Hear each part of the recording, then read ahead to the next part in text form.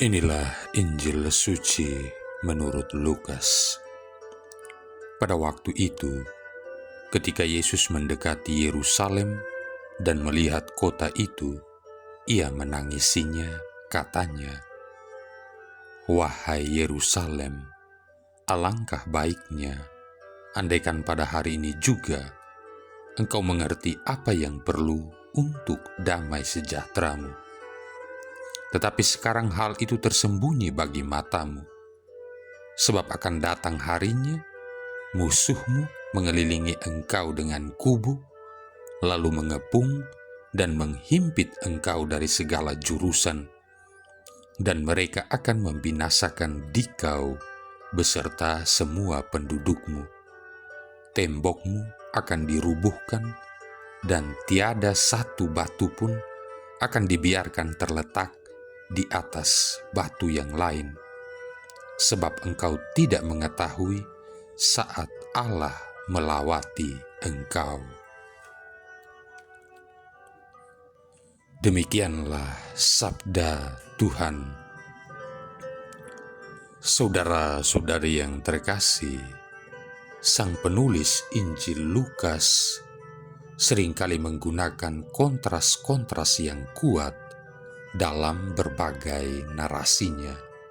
Misalnya, dalam perumpamaan tentang orang kaya dan pengemis Lazarus, Lukas bab 16 ayat 19-31, orang Farisi dan pemungut cukai.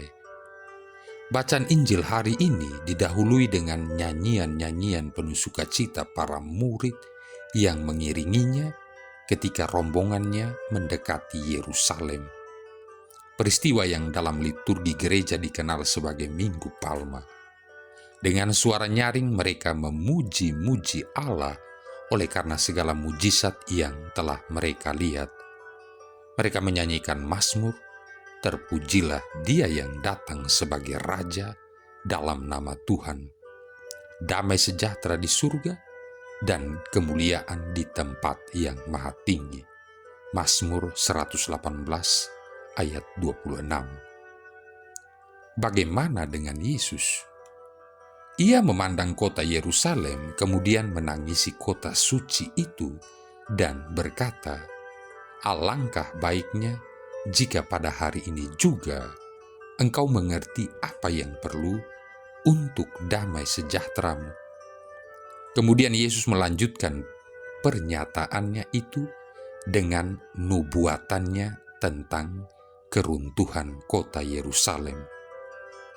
Yerusalem sebenarnya dapat menjadi pusat utama kekristenan, Kristianitas, pusat dari mana pesan Kristiani menyebar ke seluruh penjuru dunia.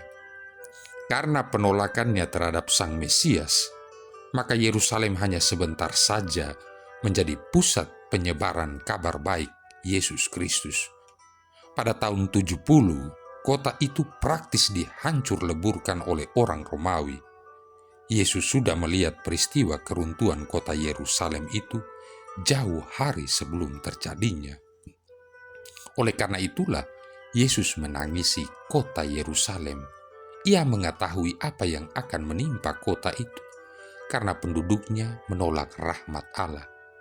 Sebenarnya, para penduduk kota Yerusalem dapat mengetahui apa yang akan terjadi, namun mereka tidak mau mendengarkan sabda Allah. Mereka menolak Kristus. Saudara-saudari yang terkasih, bagaimana dengan kita sendiri?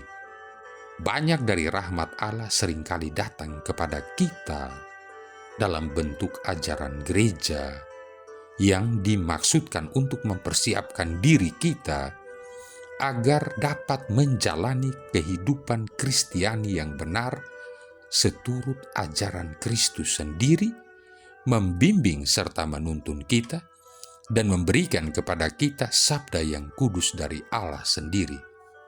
Apakah kita memanfaatkan bimbingan serta tuntunan Allah melalui gereja? Dengan demikian, memperoleh pengenalan sejati tentang apa saja yang benar dan atau salah, juga bertumbuh dalam nilai-nilai Kristiani yang sejati.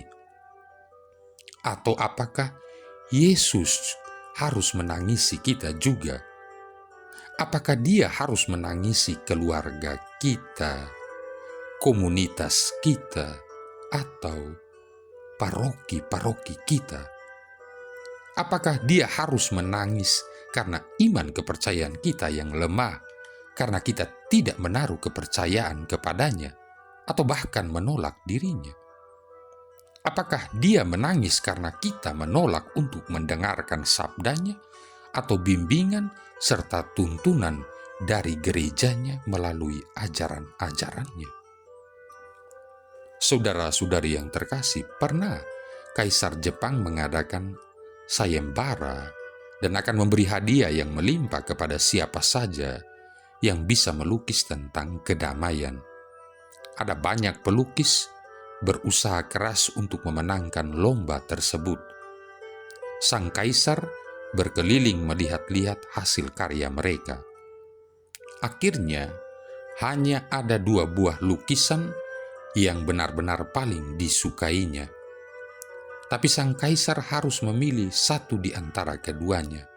Yang manakah? Lukisan pertama menggambarkan sebuah telaga yang tenang. Permukaan telaga itu bagaikan cermin sempurna yang memantulkan kedamaian gunung-gunung yang menjulang mengitarinya. Di atasnya terpampang langit biru dengan awan putih berarak. Semua yang memandang lukisan ini pasti akan berpendapat, inilah lukisan terbaik mengenai kedamaian. Lukisan kedua menggambarkan pegunungan, namun tampak kasar dan gundul. Di atasnya terlukis langit yang gelap dan merah, menandakan turunnya hujan badai. Di sisi gunung ada air terjun deras yang berbuih-buih, sama sekali tidak menampakkan ketenangan dan kedamaian. Namun kaisar melihat sesuatu yang menarik. Di tengah-tengah riuh rendahnya air terjun, tumbuh semak-semak kecil di atas sela-sela batu.